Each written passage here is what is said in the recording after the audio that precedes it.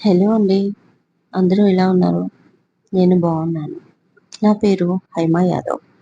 ఈ స్టోరీపై పూర్తి హక్కులు రైటర్గా నావి మాత్రమే.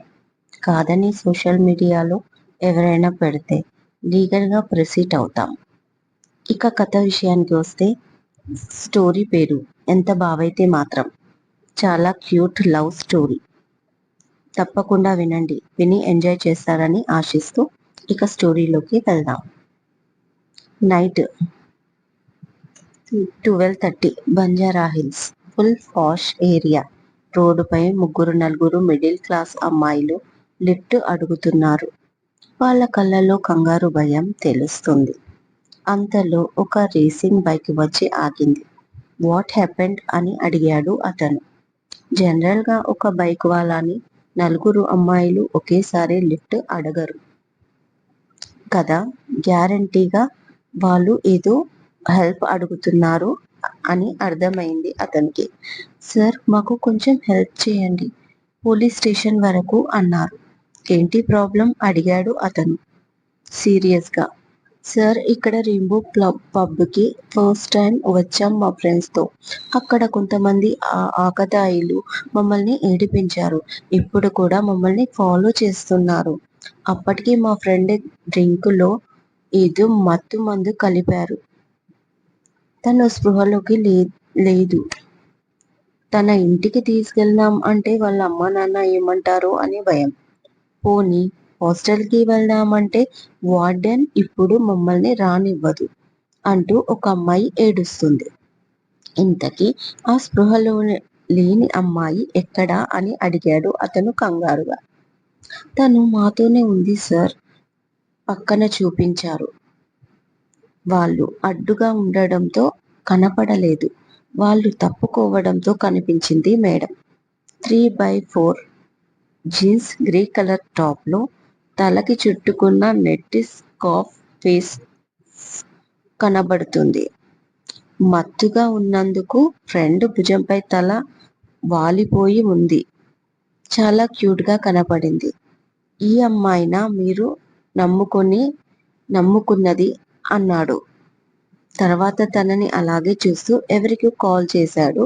5 నిమిషాల్లో ఒక కారు వచ్చి ఆగింది. చూడండి, ఇక్కడ దగ్గరలో నా ఫ్లాట్ ఉంది. నైట్ కి అక్కడ ఉండి మార్నింగ్ మీ హాస్టల్ కి వెళ్ళండి అన్నాడు సీరియస్ గా. వాళ్ళకి ఏం చెప్పాలో అర్థం కాలేదు.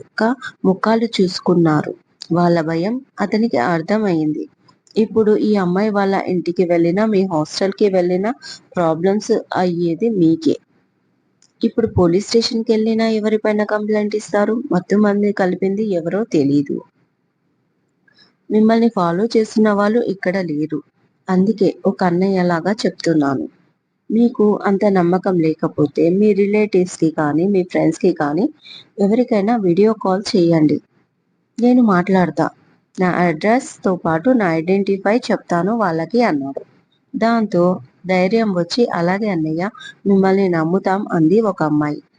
ఇప్పుడు నమ్మారు సరే, ఎవరిని గుడ్డిగా నమ్మకూడదు, అర్థమైందా అని చెప్పి సరే ఎక్కండి అన్నాడు. ఆ స్కార్ఫ్ కట్టుకున్న అమ్మాయి మాత్రం మత్తులో అటు ఇటు తూగుతుంది. చెప్పినట్టు వినట్లేదు.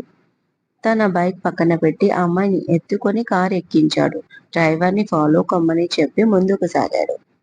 నెక్స్ట్ డే మార్నింగ్ తన చుట్టూ నలుగురు అమ్మాయిలు కాపలా కాస్తున్నారు. ఎప్పుడు నిద్రలేస్తుందా అని.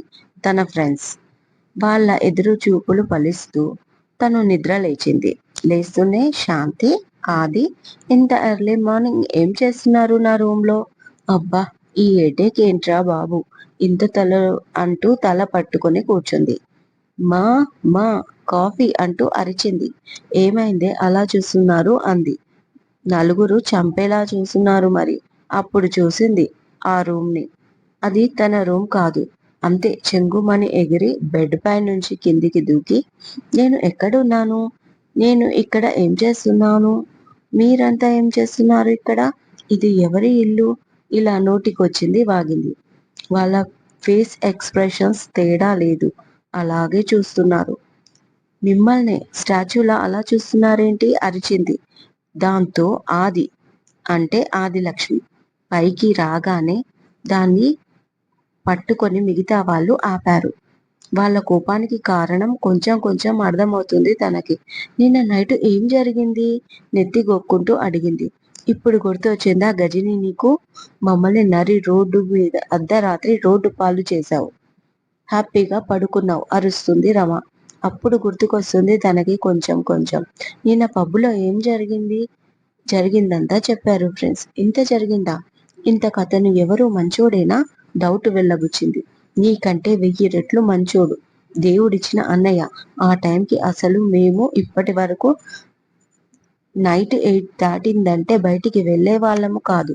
అలాంటిది మమ్మల్ని నడి రోడ్లో నిలబెట్టావు అని తిడుతుంది సుమ.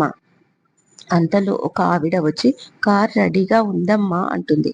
సరే మేం వస్తున్నాం, మేం వెళ్తున్నాం కాలేజ్కి అన్నారు. మరి నేను అంటుంది వెర్రి పుష్పం. మేము డైరెక్ట్ గా కాలేజీకి వెళ్తున్నాం. నువ్వు ఇలాగే కాలేజ్కి రావు కదా. ముందు ఫ్రెష్ అప్ అవ్వు, అక్కడ డ్రెస్ ఉంది. అన్నయ్య నిన్ను డ్రాప్ చేస్తా అన్నాడు అంటుంది రమ. మీ అన్నయ్య ఎక్కడ? నన్ను పరిచయం చేయవా అంది రమతో. బయట ఉన్నాడు పద అంటూ బయటికి వెళ్తూ తనతో పాటు అతనెవరో అన్న ఆసక్తితో తను వస్తుంది బయటికి. ఎదురుగా ఉన్న చైర్లో కూర్చొని ఉన్న వ్యక్తిని చూడగానే ఒరేయ్ నువ్వా, ఎలా ఉన్నావురా? సుమా, వీడు మన ఫ్రెండే అంటూ టేబుల్ పై ఎక్కి కూర్చుంది. హాయ్ సదాశాస్త్రి అంది. సదాశాస్త్రి కాదు, సదాశాస్త్రి. పలకడం రాకపోతే నేర్చుకో అన్నాడు సీరియస్ గా ఫేస్ పెట్టి. నీ పేరు నాకు తెలుసు బే, కాకపోతే నువ్వు వర్క్ చేసేది ఎలాంటి పర్సన్ దగ్గర? అది పనిష్మెంట్ కాదా? అందుకే అలా అన్న సదాశాస్త్రి. నిన్న నైట్ హెల్ప్ చేసినందుకు థ్యాంక్స్ రా అంటుంది పప్పి. ఇదండి ఇవాళటి ఫస్ట్ ఎపిసోడ్. ఈ స్టోరీ మంచి లవ్ స్టోరీతో పాటు పప్పివి అన్ని కుప్పి గంతులు మీరు చూస్తూ ఉంటారు. సెకండ్ ఎపిసోడ్తో మళ్ళీ మిమ్మల్ని కలుస్తాను. నేను Maitri. Thank you so much.